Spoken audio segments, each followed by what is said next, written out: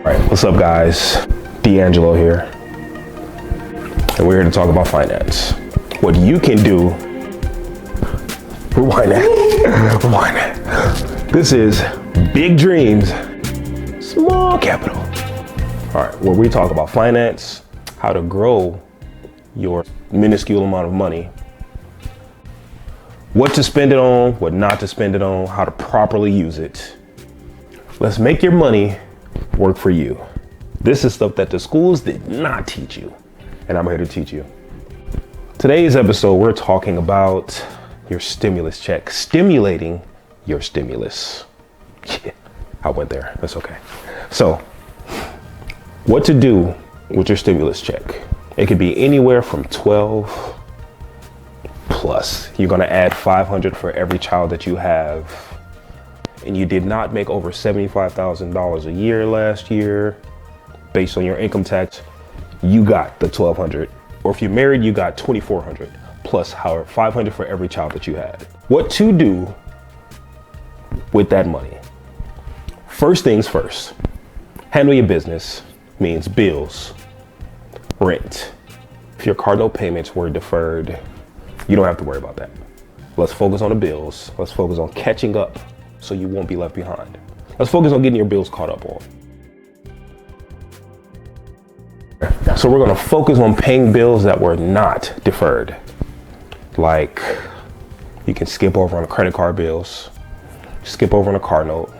Were not deferred, you can call and see if they can defer those payments so that way you don't have to worry about it and it won't be a negative effect on your credit score. When paying rent, I do this, some of you guys may do it, I don't know, but I would recommend doing this. Pay extra every time you pay your rent. Whether it's 25 extra, 50 extra, $100 extra or more if you can. Because in the long run, it's going to help you in times like this, when you don't have that extra money, when you don't want to spend that extra money on rent, so you want to use it for something else, like looking out for future self, like paying your rent, paying extra on your rent. For example, getting laid off.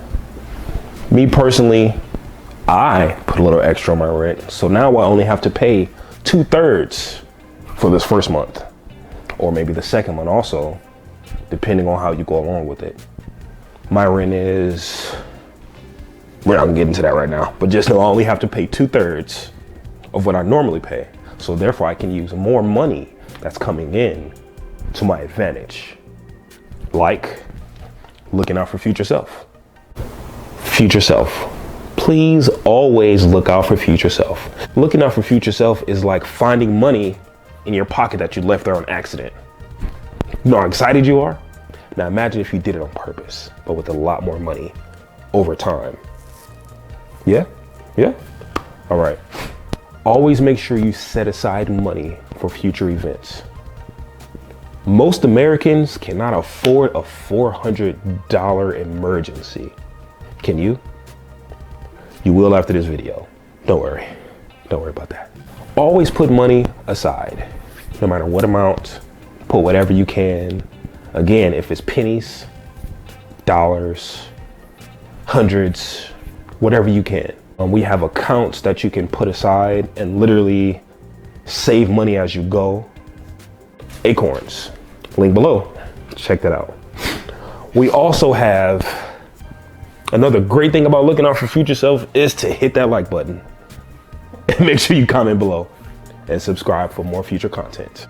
Future self, make investments for you and your future. Investments like possibly getting your car fixed if it's damaged. Fixing up something that you own. Like if you own your house and you're paying a mortgage, you can use this money to get something fixed. Buy something new that's gonna last a long time.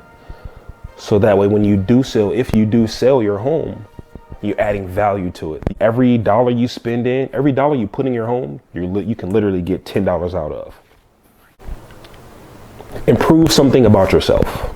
Learn something that you always wanted to learn, whether it's guitar lessons, speaking another language, writing another language, reading another language. You can literally learn things in this time where you're not doing anything but scrolling on Facebook and YouTube. By looking out for future self, you can invest in future self. One way to invest in future self is if you have a business that you want to get started off the ground, or is barely making you a little something, but you know it can do better. Facebook advertisements, Google advertisements. You know how you're watching a video on Facebook and those little ads pop up? That ad could literally be yours for like $5.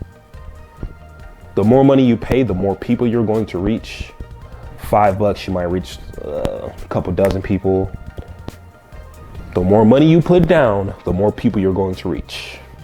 I don't know the limits of it.